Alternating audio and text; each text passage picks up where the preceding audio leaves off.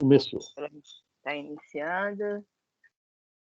Pelo menos o celular está nas baterias. O livro Ideal Espírita, da psicografia de Francisco Cândido Xavier, autores diversos, capítulo 12, Doadores do Suor. Todos os dias surgem aqui e ali os que procuram doadores. Devedores da finança terrena buscam doadores de empréstimo nos institutos amoedados. Adeptos desses ou daquele partido político buscam doadores de cargos públicos. Estudantes buscam doadores de instrução na esfera universitária. Mulheres buscam doadores de elegância no campo da moda. Artistas buscam doadores de inspiração. Por toda parte há doadores. Doadores de providência, doadores de recurso, de ideias, de estímulos, de sangue, de olhos, de informações de palavra,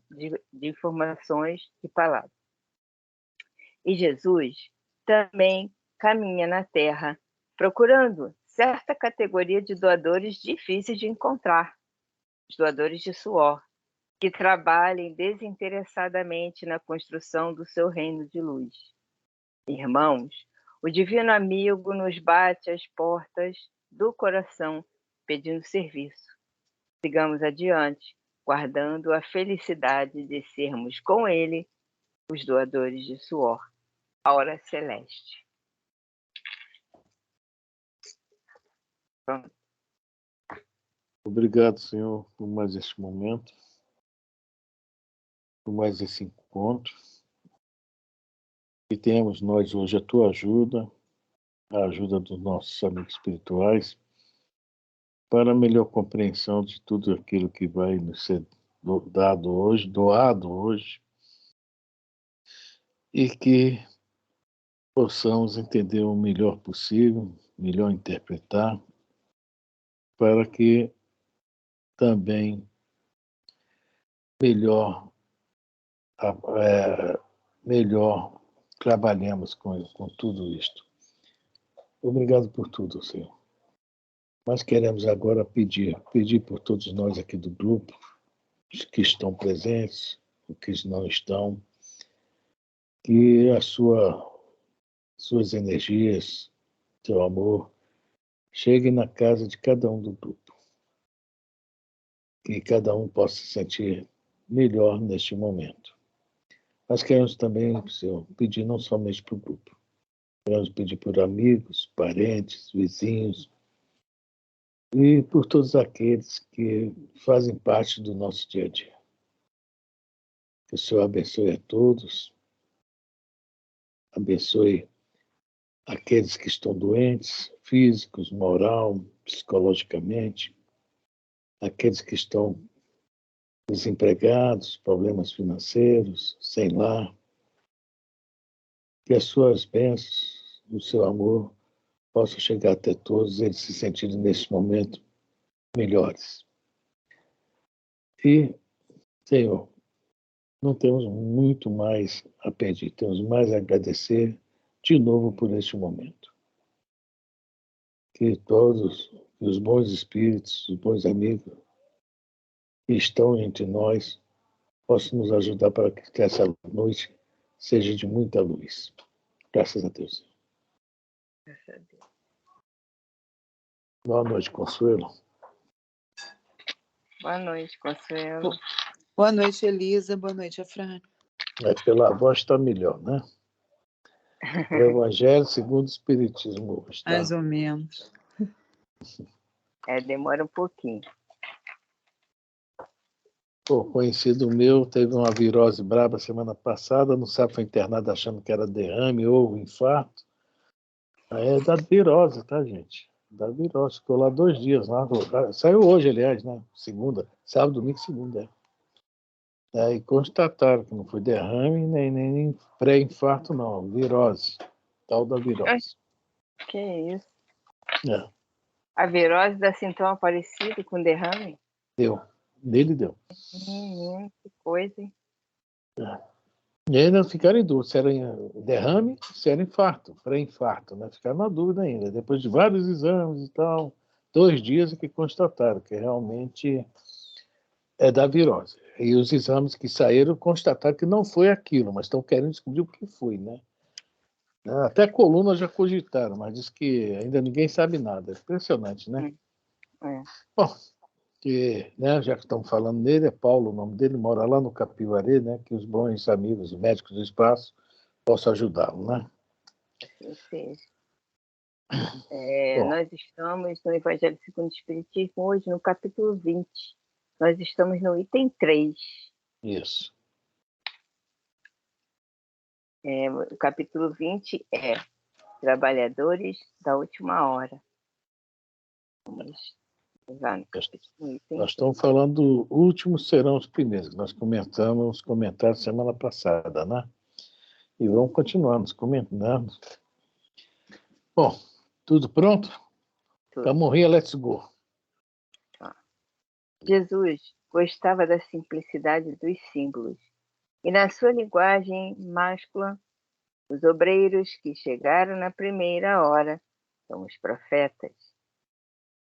Moisés e todos os iniciadores que marcaram as etapas do progresso, as quais continuaram a ser assinaladas através dos séculos pelos apóstolos, pelos mártires, pelos pais da igreja, pelos sábios, pelos filósofos e, finalmente, pelos espíritas.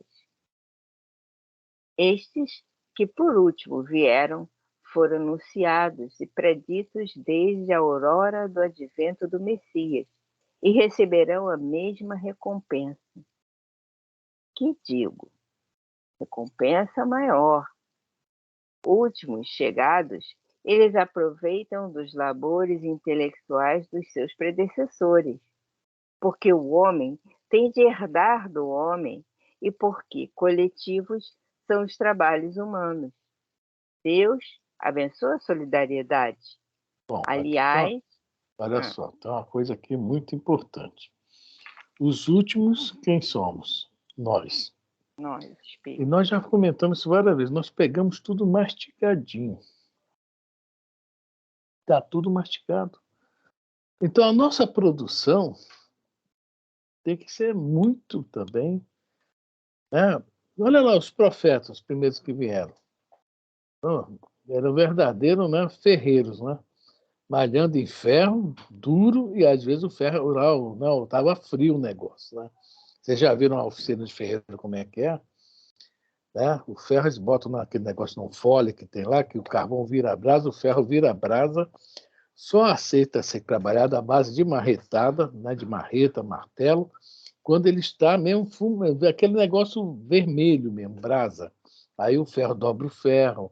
Lá perto lá da casa do meu pai tinha um senhor que fabricava espora, né? Poxa, era um trabalho, nossa senhora. Então, eles eram aqueles, os ferreiros, que malhavam em ferro, aquelas cabeças duras, né?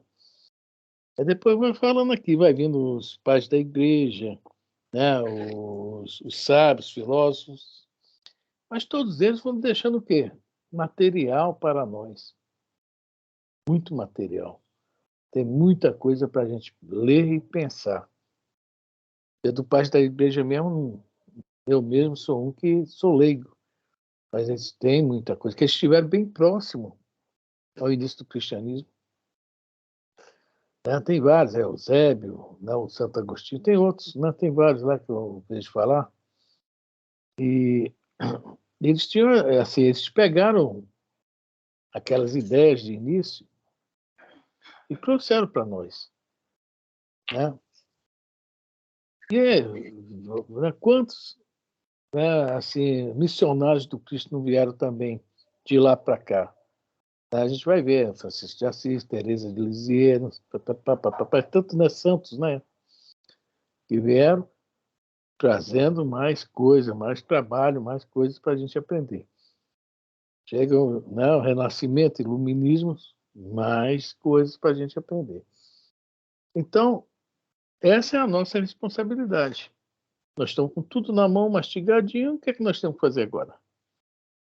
Produzir. Produzir em 1 hora, né? Toda essa turma aí deixou para nós. Preparou o terreno para nós. É tudo já certinho. A gente só tem que, como dizem, meter o pau mesmo. Tá duro. É a página aí, né, Elisa? O Doadores de Suor. Tem muito a ver com a página. Nós temos que doar nosso suor, porque nós pegamos a doação de todo mundo, falando para a gente, é isso, é aquilo, não é assim, é por lá. É que esse pedaço aqui, Jesus também caminha na Terra procurando certa categoria de doadores difíceis de encontrar. Né? E nós não temos aquela desculpa, eu não sabia.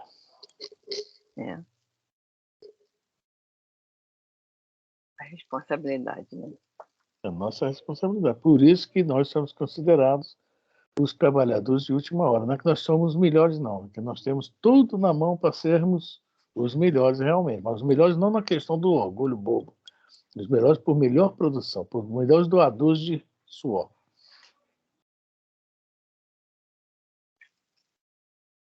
Aliás, muitos dentre aqueles que revivem hoje ou reviverão amanhã para terminarem a obra que começaram outrora, mais de um patriarca, mais de um profeta, mais de um discípulo do Cristo, mais de um propagador da fé cristã se encontram no meio deles. Porém, mais esclarecidos, mais adiantados, trabalhando, não já na base e sim na cumieira do edifício. Receberão, pois, salário proporcionado ao valor da obra.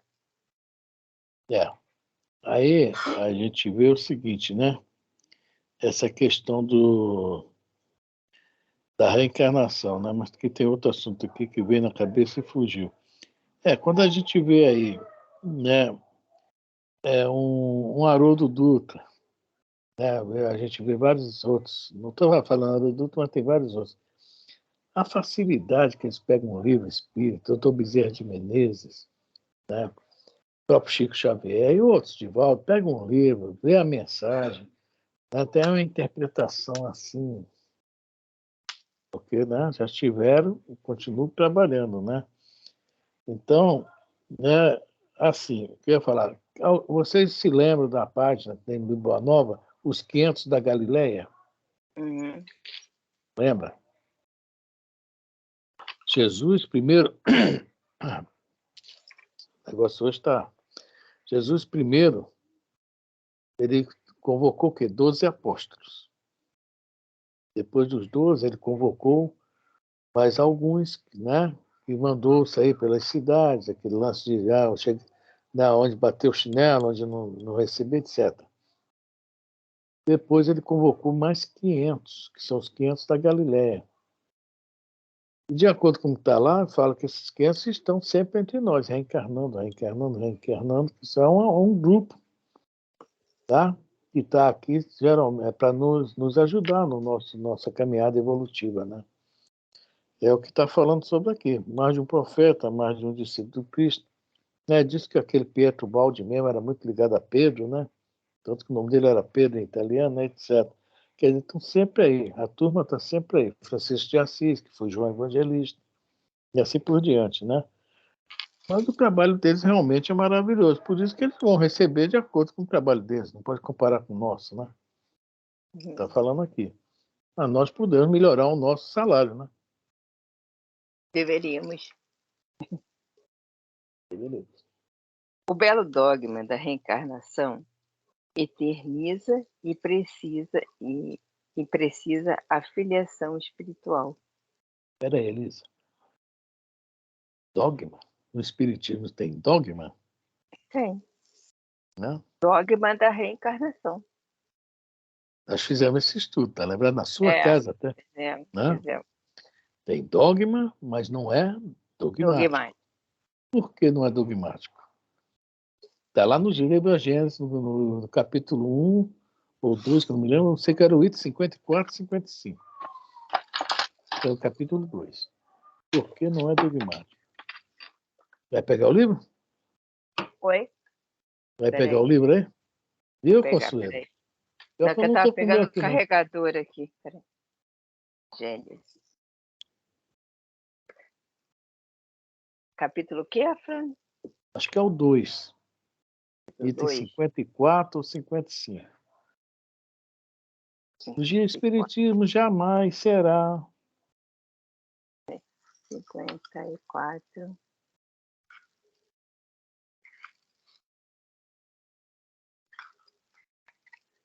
Capítulo 2 tem item 54? Então não. Então não. Capítulo 2 não tem item 54, não. Não é no 1, não, então? Pode ser, porque o capítulo 2 acaba no item 37. Então é o 1. É que eu estou sem um livro aqui na mão, nas minhas colas estão no livro. Tem? 54, mas não, peraí. 53, todas as coisas originou-se. Não, é no 54. 55. Ah, Nenhuma ciência existe que haja saído do cantinho do cérebro de um homem. Todas, sem exceção de nenhuma, são fruto de observações sucessivas. É esse mesmo? não, então leu 55. O último caráter da revelação espírita é ressaltar das condições mesmas em que ela se produz, é que, apoiando-se em fatos, tem que ser... Não é, não. O espiritismo, porém, jamais será ultrapassado. Deixa eu pegar o meu ali. Não, que tem que demonstrando, ressaltar nós mesmos. Peraí, deixa eu ver 56. Do ponto de vista moral, não.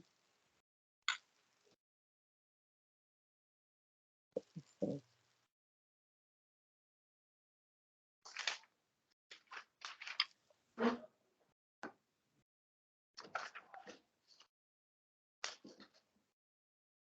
Não, tô achando não. Já tô no item 60 e ainda não achei. Ah, tá. 55, viu? Pode... Nossa, microfone. Achou 55? Peraí. Está em itálico. É o segundo parágrafo do 55.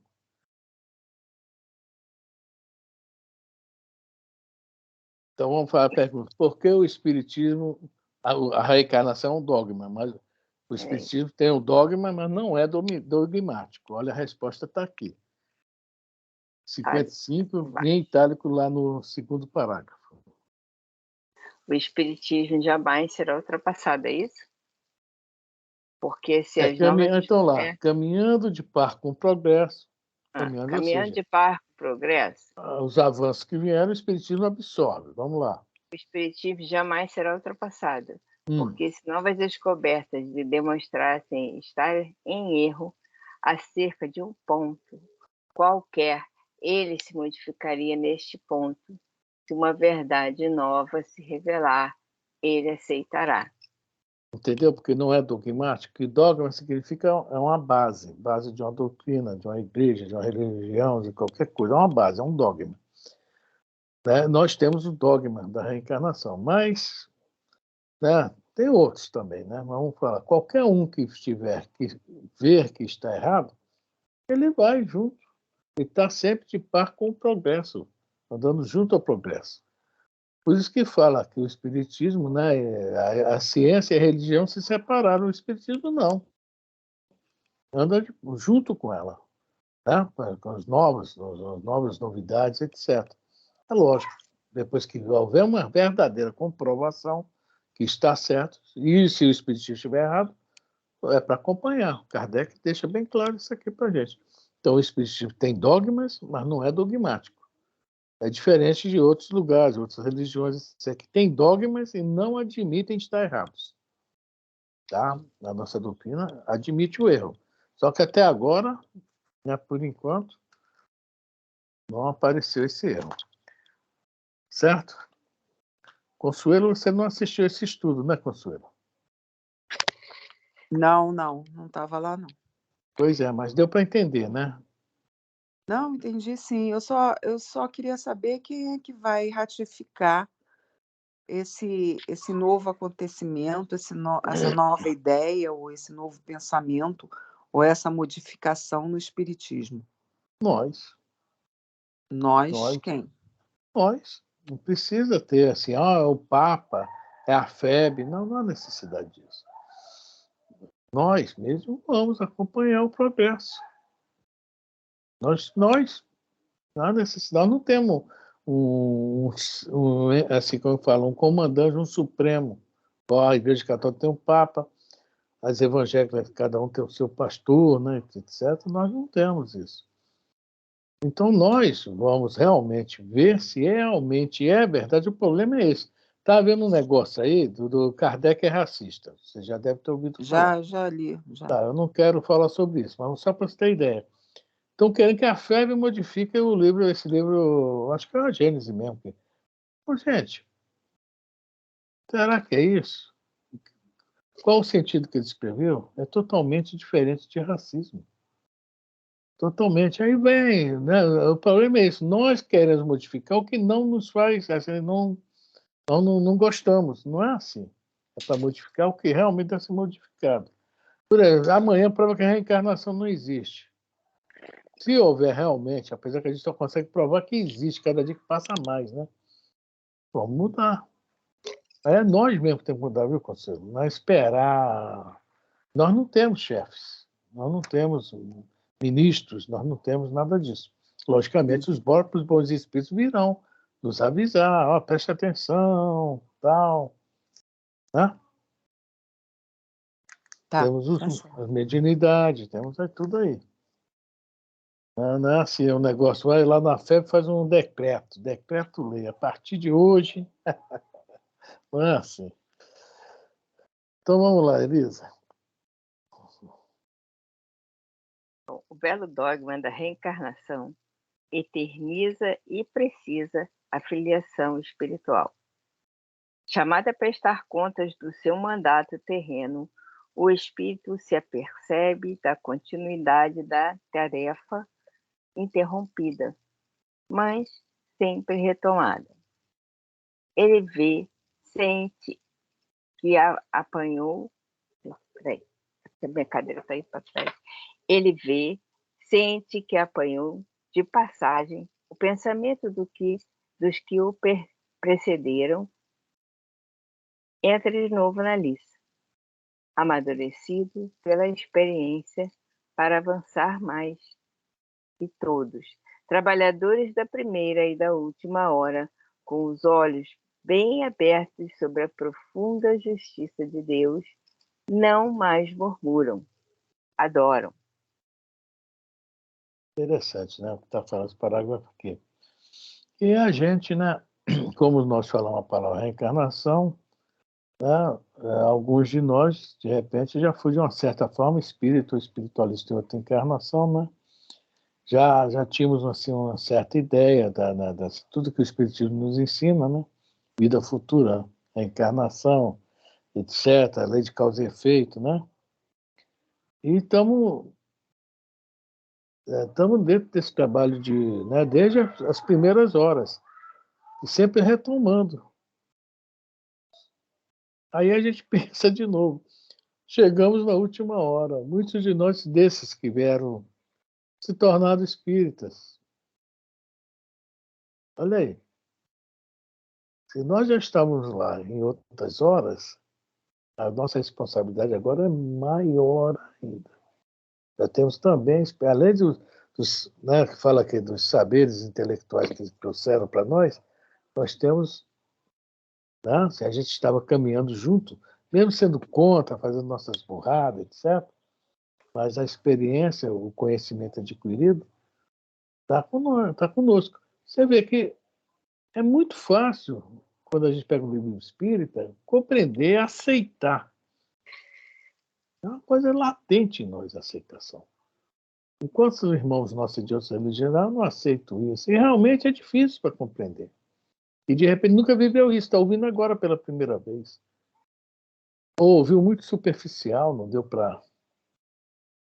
E agora até às vezes já está na curiosidade, está ouvindo, não está aceitando, mas está ouvindo. Já pensou sobre isso, Elisa? É você? Não. Nem quer pensar, né? Ai, ai, ai. Tal um dos verdadeiros sentidos desta parábola, que encerra, como todas as de que Jesus se utilizou, falando ao povo o germe do futuro e também, sob todas as formas, sob todas as imagens, a revelação da magnífica unidade que harmoniza todas as coisas no universo, da solidariedade que liga todos os seres presentes ao passado e ao futuro. Henri Heine, Paris, 1863. Isso. Do passado ao futuro. Tá? Continua, né, realmente. É para pensar nisso, viu? Vamos lá? Missão dos Espíritas, 34. Não escutais já o ruído da tempestade que há de arrebatar o velho mundo e abismar no nada o conjunto de iniquidades terrenas, das iniquidades terrenas? Olha só o que está falando aí. Não escutar já o ruído, ou seja, na época que Kardec escreveu esse livro, esse ruído era fraquinho. E o ruído lá realmente também havia, né? Chegou aqueles sábios, né?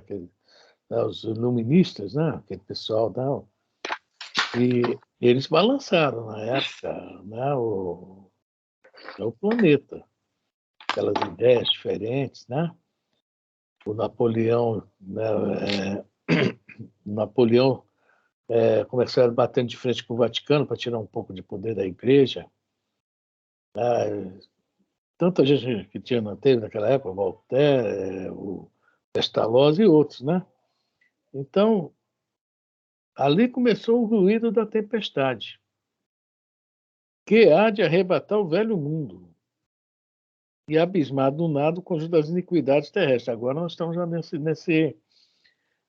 Nós estamos agora nesse momento. As iniquidades, que são as injustiças, né? Terrenas, nós estamos vendo aí o pau comer aí, que é justamente isso aí. Essa tempestade veio, a tempestade é uma coisa que chega, geralmente ela não avisa que chega, não fala a força que tem, não fala o que ela vai provocar. É uma coisa que é uma incógnita para nós, né? Uma tempestade. E está aí, nós estamos agora na tempestade. Concordam? Tá? Essa bagunça toda aí, tá? Isso é inundação, é lama, é pântano, é confusões.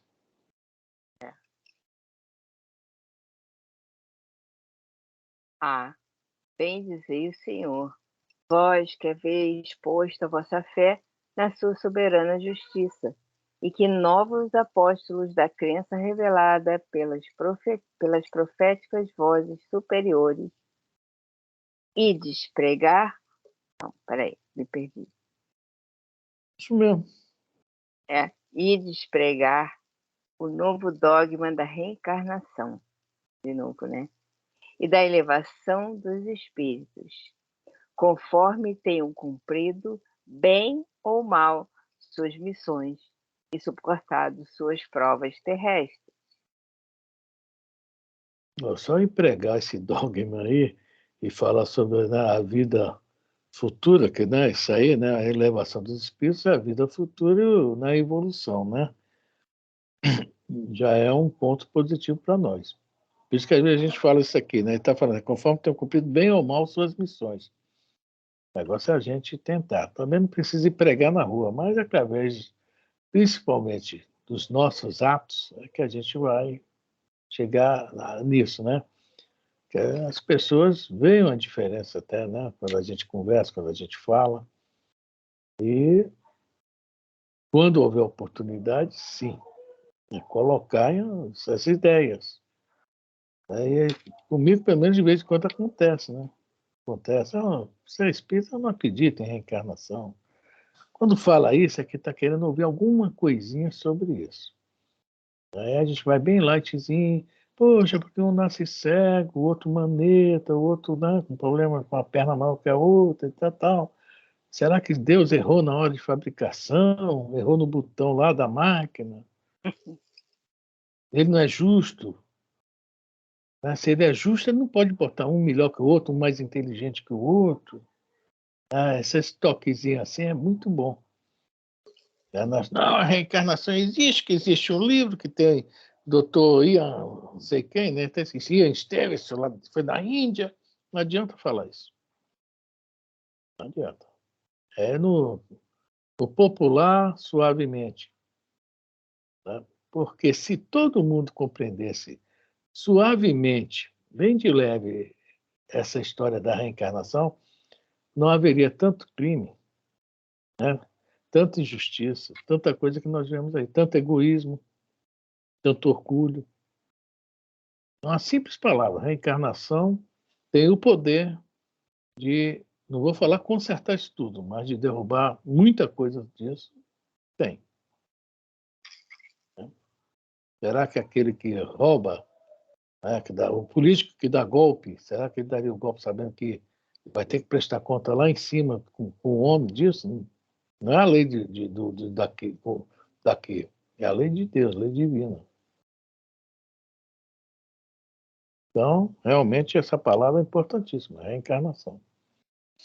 Eu acho que não haveria nem necessidade de acreditar na reencarnação. Se você acredita num Deus superior, né, acredita numa justiça, né, acredita que algo tem que ser dado conta, né, de alguma forma, nem que você acredite que não volte, mas que se você acredita em um Deus, que você acredite em céu e inferno. O céu é que você não vai, né? Né?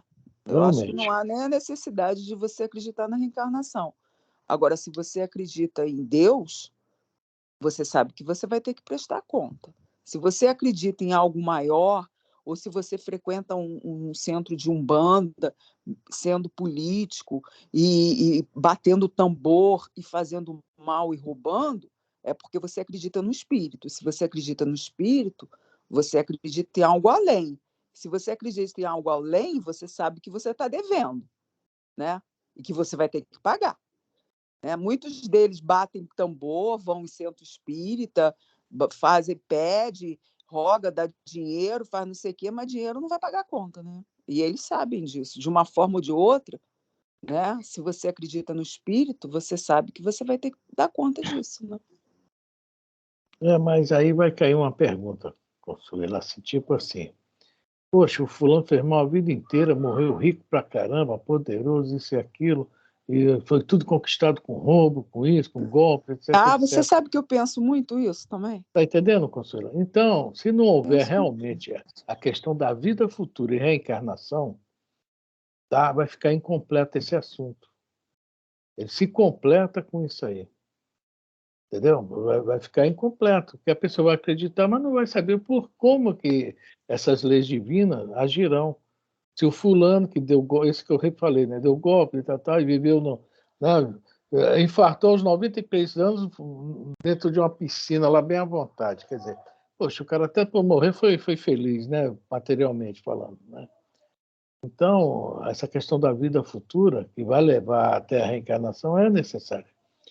O primeiro ponto basta esse aí, acreditar nas leis divinas. É um ponto já muito bom. Mas daí para frente, né, que nós, homens, né, eu falo homem, que eu falo, né, a raça humana, nós somos curiosos, queremos saber o porquê, né? Essa é a grande realidade. Então, é necessário, sim. De início é aquilo aí, que você falou, digamos, que é um primeiro degrau, mas depois são os degraus para cima, né? Para explicar onde isso vai acontecer, né? Por aí. Tá legal? explica tanta miséria também, né?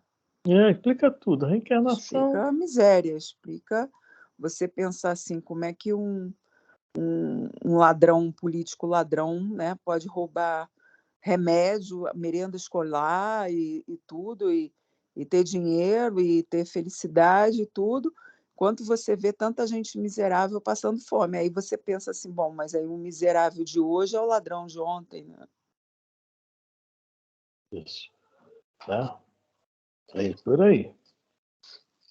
Bom, eu vou continuar aqui, que vai falar uma coisinha aqui, no próximo parágrafo. Não mais vos assusteis. As línguas de fogo estão sobre as vossas cabeças. Vocês sabem dessa história de linhas de fogo, né? Línguas de fogo? De fogo? Sim, o Pentecostes. Isso. Sabe, Consuelo? Não. O Pentecoste era naquela época. Você sabe, Elisa, o que é o Pentecoste? O Pentecoste era uma festa de 50 dias após a Páscoa. Tá? Por isso que esse Pente, né, tem a ver com 5, né, com 50. E essa festa, antigamente, ela era uma festa agrícola. Era a Shavuot. Era a festa que eles davam a primeira assim, fruto das suas plantações, tá, da sua agricultura, lá no Templo de Jerusalém para Deus, né? Uma forma de agradecer a Deus. Primeiros frutos, né? Ia para Deus. E aquilo lá os sacerdotes, né, dividiam uma parte, outro ficava para o tempo. Aquela questão queimava um pouco para a fumaça. Deus naquela época se alimentava de fumaça, tá, gente? Por isso que o sacrifício, uma parte também era queimada, principalmente da gordura, que dava mais fumaça ainda. Então, um monte de coisa que eles faziam naquela época, né? E hoje não. Primeiro, o Pentecoste virou, como era, assim, as datas coincidiam com Moisés recebendo as tábuas das leis, né? Passou a ser uma festa referente a Moisés, recebendo o decálogo, né? Os 10 mandamentos. Mas depois o cristianismo se apoderou devido a essa passagem aí. Pentecoste é quando estavam todos, logo depois da crucificação de Jesus, eles estavam todos num determinado lugar e, de repente, desceu línguas de fogo sobre todos eles. Língua, né? Deve ser algum efeito físico, né? E cada um, né? Tipo assim, rasgou o véu da mediunidade daqueles que estavam ali. Né? Tipo, rasgou um véu. Havia um véu, eram médios que até então, de repente, não estavam operando, né? Não estavam ativos, né?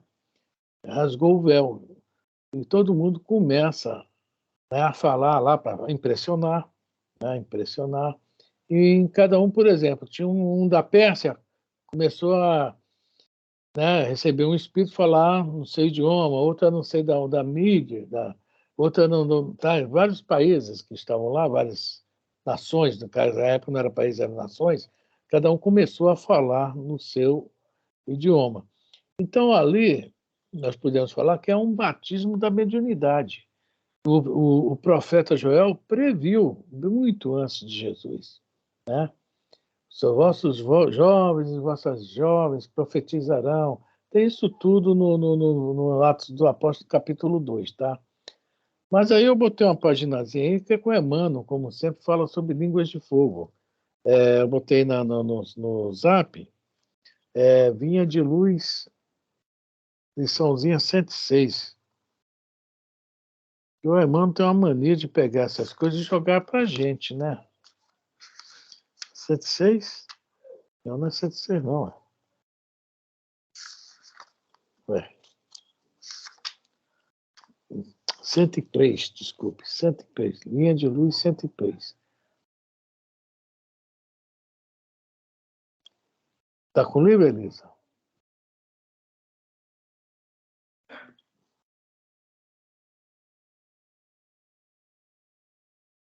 Está sem som, Elisa.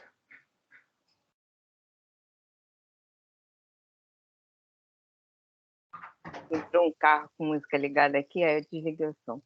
Do livro Vinha de Luz, pelo Espírito Emmanuel, psicografia de Francisco Cândido Xavier, a lição é 103, perante a multidão. E outros, zombando, diziam, estão cheios de mostra. Quando isso aconteceu, tinha uma turma olhando assim, e mostra tá cheio de mé, tá? Todo mundo bêbado, tá? Vamos lá, Elisa, Atos. Atos, capítulo 2, versículo 13. A lição colhida pelos discípulos de Jesus no Pentecostes ainda é um símbolo vivo para todos os aprendizes do Evangelho diante da multidão. A revelação da vida eterna continua em todas as direções. Aquele som, como de um vento, veemente e impetuoso, e aquelas línguas de fogo a que se refere a descrição apostólica, descem até hoje sobre os continuadores do Cristo, entre os filhos de todas as nações. As expressões do Pentecostes dilatam-se em todos os países, embora as vibrações antagônicas nas trevas. Todavia, para milhares de ouvintes e observadores, apenas funcionam alguns raros apóstolos, encarregados de preservarem a divina luz. Realmente, são inumeráveis aqueles que, consciente ou inconscientemente, recebem os benefícios da celeste revelação. Entretanto, não são poucos os zombadores de todos os tempos, dispostos à irreverência e à ironia diante da verdade. Para esses, os leais seguidores do Mestre estão embriagados e loucos. Não compreendem a humildade que se consagra ao bem, a fraternidade que dá sem exigências descabidas e a fé que confia sempre, não obstante as tempestades.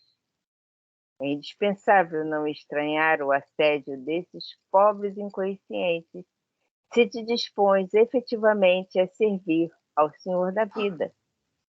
Cercar-te-ão o trabalho acusando-te de bêbado. Criticar-te-ão as atitudes, chamando-te de covarde. Escutar-te-ão as palavras de amor, conservando a ironia na boca. Para eles, a tua abnegação será envelhecimento, e tua renúncia significará incapacidade. A tua fé será interpretada à conta de loucura. Não hesites, porém, no espírito de serviço. Permaneces como os primeiros apóstolos nas grandes praças, onde se acotovelavam homens e mulheres, ignorantes e sábios, velhos e crianças. Aperfeiçoa tuas qualidades de recepção onde estiveres, porque o Senhor te chamou para intérprete da sua voz, ainda que os maus zombem de ti. Mas não tem essa mania, né, de pegar aquelas coisas e trazer para a gente, né? Esse último parágrafo eu achei o mais interessante de tudo, né? Nossa, aperfeiçoa tuas qualidades de recepção. Nós entendemos muito bem o que isso significa, né? Uhum. Porque nós vamos ser intérpretes da voz do Senhor. Então, essas línguas de fogo, até hoje, olha lá, eles falam que não mais vos assusteis. As línguas de fogo estão sobre as vossas cabeças. Então, o alto está contando com a gente, né? Não importa o que os outros homens, né? Não interessa. A nossa parte nós temos que fazer. A questão dos trabalhadores da última hora. Né? A gente vê que uma coisa liga a outra, né? Alguém quer comentar? Quer comentar? Consuelo, Elisa? Não. Então vamos continuar lendo. Espera aí que eu desmarquei aqui, a caneta caiu. Marcar o livro, uma caneta demais. Você viu, Consuelo? Rapidinho ela achou o livro, vinha de luz, só apertou um botãozinho lá da estante. Nossa, apertou o botão assim, é digital. Mentira, já estava marcada aqui desde cedo. Quando ele botou, eu vi aqui e separei logo. Consuelo, eu ouvi falar que ela está pensando, fazendo um que vai ser por pensamento. Ela vai pensar. Ah, tá. Não vai, duvido, né? não duvido. É. Então, Não olha duvido. só, esse é o que menos vai dar certo, porque os meus pensamentos não vão.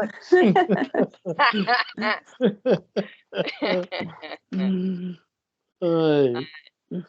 Então vamos lá. Não mais vos assusteis. As línguas de fogo estão sobre as vossas cabeças. Os verdadeiros adeptos do Espiritismo sois os escolhidos de Deus. Ide e pregai a palavra divina. Só uma coisinha. Ide e pregai a palavra divina. Nós sabemos que não é bem assim, chegar na praça, o fim do mundo está próximo, é isso. E pregar as palavras divinas, aonde que é? É nas nossas ações, é nos nossos atos. Nós não estamos mais nessa fase de querer converter ninguém, dobrar ninguém, não. É isso? Nós temos que realmente, olha só que responsabilidade, né? Ser o que nós estamos aprendendo.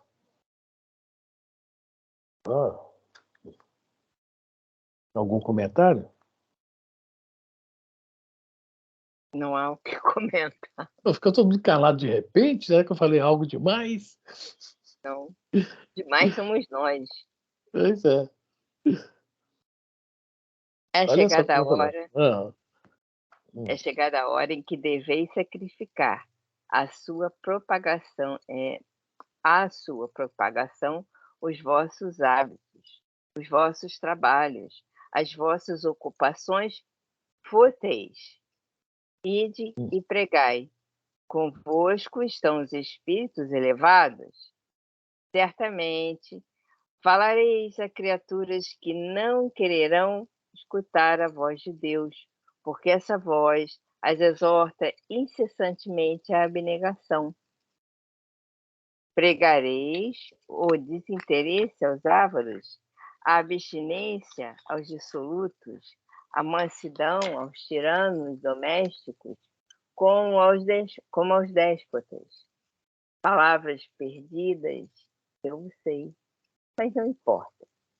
Faz-se mister, reergueis com os vossos suores o terreno onde tendes de semear, porquanto ele não frutificará e não produzirá, senão sob os reiterados golpes da enxada e da charrua evangélicas. Ide e pregai. Gostou do suor aí? É. Regar com suor. Aquela páginazinha da entrada de novo, hein? Ó todos vós, homens de boa fé, conscientes da vossa inferioridade em face dos mundos disseminados pelo infinito. Lançai-vos em cruzada contra a injustiça e a iniquidade. Ide e proscrevei esse culto do bezerro de ouro que cada dia mais se alastra. Ide, Deus vos guia, homens simples e ignorantes. Vossas línguas se soltarão e falareis como nenhum orador fala. Ide e pregai, que as populações atentas recolherão ditosas as vossas palavras de consolação, de fraternidade, de esperança, de paz. Vou continuar. Que importam as emboscadas que vos armem pelo caminho. Somente lobos caem em armadilhas para lobos, porquanto o pastor saberá defender suas ovelhas das fogueiras imoladoras. Ide, homens, e grandes diante de Deus, mas ditosos do que Tomé, credes sem fazer de questão de ver, e aceitais os fatos da mediunidade, mesmo quando não tenhais conseguido obtê-los por vós mesmos. Ide, o Espírito de Deus os conduz. Márcio, vai falar, Fran? Não. Não, deixa eu falar uma coisa que tem um pouco a ver com o nosso hoje. Só lobo cai em armadilha de lobo. Né? Eu já estou visto muita coisa, né? 62 anos, uma caminhada pequena, mas interessante, sobre essa questão de lobo cair em armadilha de lobo. O que é isso? Uma pessoa vem e fala o que a gente quer ouvir. É isso? A gente acredita. Tem uma palavra aí no meio também chamada magnetismo e a gente acaba entrando. Né? E hoje eu tenho visto muito falar sobre um tal de influencer digital. Né? Eu fico admirado. Né? Veio um influencer um dia desse falar mal, não sei se vocês entendem de futebol, mas na Copa de 1970, né, a Copa mais famosa para nós brasileiros, havia naquele time um tal de Pelé, um tal de Gerson e um tal de Jairzinho, Rivelino, Tostão, etc. Todo mundo já ouviu falar do Gerson, né? Pois bem, um influencer aí foi comentar sobre um jogo de futebol e o Gerson tinha feito uma crítica a um jogador que ele, né, assim, desde criança acompanhou, ajudou lá em Niterói, hoje é profissional, com a mão do Gerson ajudando. Ele fez uma crítica. E o cara me chega no influencer, para os ouvintes dele, e fala: quem é esse tal de Gerson para falar mal do fulano de tal? Aí eu pensei, tá aí o que eu penso a respeito dos influencers, né? Não sabem nada e se metem a saber em tudo. Então só lobo cai em armadilha de lobo. Foi isso que passou na minha cabeça na hora. É isso, a gente quer ouvir, abre a guarda. Nem sempre que nós queremos ouvir é bom para nós, não. Às vezes é muito ruim. E é isso que acontece muito aqui, que nós estamos vendo aqui, né? Estava falando aqui sobre essa questão. Só lobo cai em armadilha de lobo. Se a gente realmente prestar atenção no que nós estamos ouvindo, no que está acontecendo ao nosso redor, nós vamos tomar os cuidados necessários e evitar que isso aconteça, né? Vamos nós mesmos nos influenciar, que é melhor, tá? E pedir ajuda dos bons espíritos, que a influência vem do alto. É mais seguro, né? Quem gosta muito de influência é jovem, né? Tem uns cabecinhas de pipa aí que... É isso aí. Bom, Marcha, pois, avante, falange imponente pela tua fé. Diante de ti os grandes batalhões dos incrédulos se dissiparão, como a bruma da manhã aos primeiros raios do sol nascente. A fé é a virtude que desloca montanhas, disse Jesus. Todavia, mais pesados do que as maiores montanhas, jazem depositados nos corações dos homens a impureza e todos os vícios que derivam da impureza. pegou pesado, não pegou? Não, Essa realmente. montanha aí é difícil, né?